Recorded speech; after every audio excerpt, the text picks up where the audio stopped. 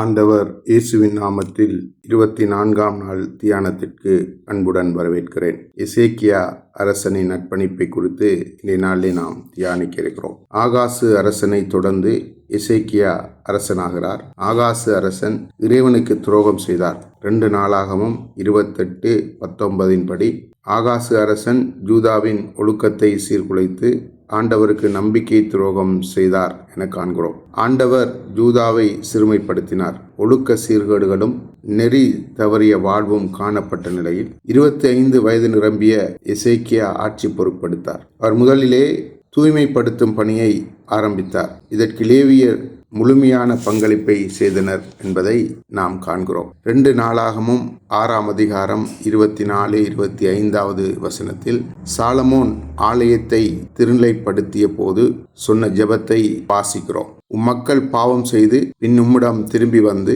உம்மை போற்றி இக்கோவிலில் உம்மை நோக்கி வேண்டுதலும் விண்ணப்பமும் செய்தால் அவர்களை மன்னித்து ஏற்க வேண்டும் என்ற கருத்துள்ளது. செக்கரியா தீர்க்கதரிசியின் புத்தகத்தில் நீங்கள் என்னிடம் திரும்பி வாருங்கள், நான் உங்களிடம் திரும்புவேன் என ஆண்டவர் கூறுகிறார். எசேக்கியா அரசன் இஸ்ரவேலுக்கு ஒளி வீசும் விண்மீனாக கடவுளுக்கு ஏற்ற ஒருவராக இருந்தது.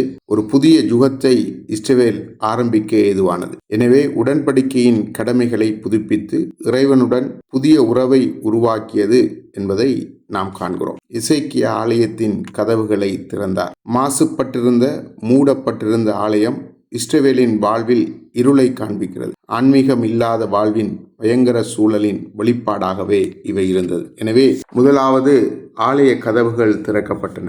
இதற்கு காலம் தாழ்த்தாது அதை செய்தார். இதன் மூலம் இறைவன் முதன்மையானவர் என்ற மனநிலையை மக்கள் மத்தியில் மறுபடியும் கொண்டு வருகிறார். அறநெறி வாழ்வில் வழிபாடுகள், ஆன்மீக செயற்பாடுகள் முக்கியமானது. இவை அற்றுப்போனால் வாழ்வு தடம் புரள்கின்றது. எனவே இவற்றை மீள உருவாக்குவதும் ஒழுங்கமைப்பதும் கட்டாயமானது என உணர்ந்த எசேக்கியா இறைவனின் இல்லத்தை புதுப்பித்து வழிபாட்டு முறைகளை ஒழுங்கமைத்து மக்களின் அறவாழ்வையும் ஆன்மீகத்தையும் உருவாக்குகின்றார். கடவுள் இன்று எம்மையும் அழைக்கிறார். அறநெறி ஆன்மீக புரள்வுகள் உள்ள சூழலில் அவற்றை மீளவும் உருவாக்கவும் புதுப்பிக்கவும் நாம் நம்முடைய வாழ்வை அர்ப்பணிப்போமா? ஆண்டவர் நம்மை ஆசீர்வதிப்பார். ஆமென்.